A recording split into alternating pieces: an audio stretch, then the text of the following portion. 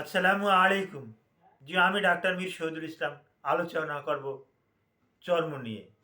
মানবদেহের বৃহত্তম গ্রন্থি হলো চর চর্ম বা চামড়া।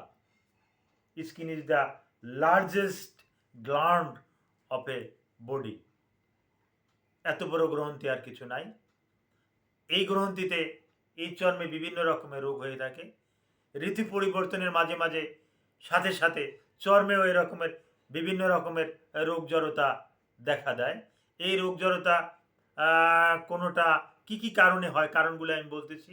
হ্যাঁ, একটা আপনার বসবাসের ক্ষেত্রে আপনি যেখানে বসবাস করতেছেন ওখানের আবহাওয়ার সাথে মিল রেখে আপনার শরীরে কিছু রোগ হতে পারে।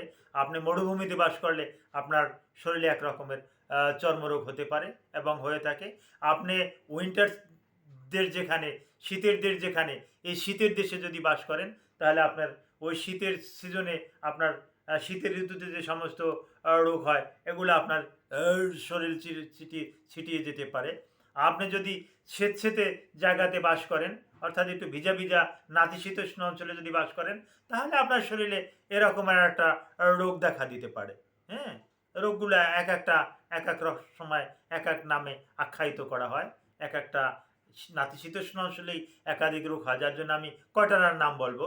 হ্যাঁ, ওই উইন্টার সিজনে শীত প্রধান দেশে একাধিক রোগ হতে পারে।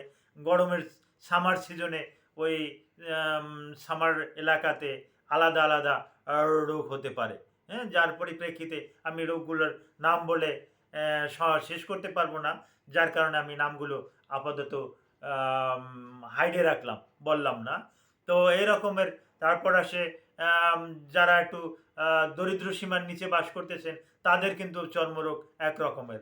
আবার যারা ওই বিলাসবহুল জীবনযাপন করতে পারেন তাদের কিন্তু চর্মরোগ আর এক রকমের। যেটা বলতে পারেন যে বিলাসবহুল তাদের চর্মরোগ আলাদা কেন? হ্যাঁ, তাদের আলাদা হওয়ার কারণ তাদের ইমিউনি সিস্টেমের কতগুলো লক্ষ্য করা গেছে। যারা বিলাসবহুল জীবনযাপন করে, এয়ার কন্ডিশনের ভিতরে থাকতে আছে, তাদের ইমিউনি সিস্টেমের দুর্বলতাটা বেশি। একটা ডেলি লেবার, একটা রিক্সা চালক, হ্যাঁ, একটা দিনমজুর, তার যে রকমের ইমিউনি সিস্টেমটা ভালো থাকে, হ্যাঁ, ওই যারা ওই এয়ার কন্ডিশনের ভিতরে থাকে, যারা ভালোভাবে জীবনযাপন করে, হ্যাঁ, বা খাবারের মান টানে একটু সমস্যা হয়, তাদের কিন্তু ওই সুগার টুগার হাই থাকে, ও বিভিন্ন রকমের রোগ জড়তা থাকে, যার পরিপ্রেক্ষিতে তাদের ওই স্কিন ডিজঅর্ডারটাও বেশি বেশি হয়ে থাকে।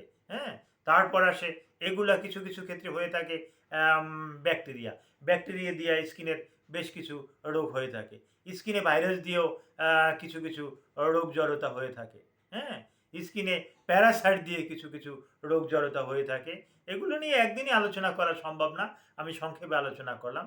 স্কিনে এরকমের আরও কিছু ফাঙ্গাস, বিভিন্ন রকমের ফাঙ্গাস আছে। কয়টা ফাঙ্গাসের আমি নাম বলবো।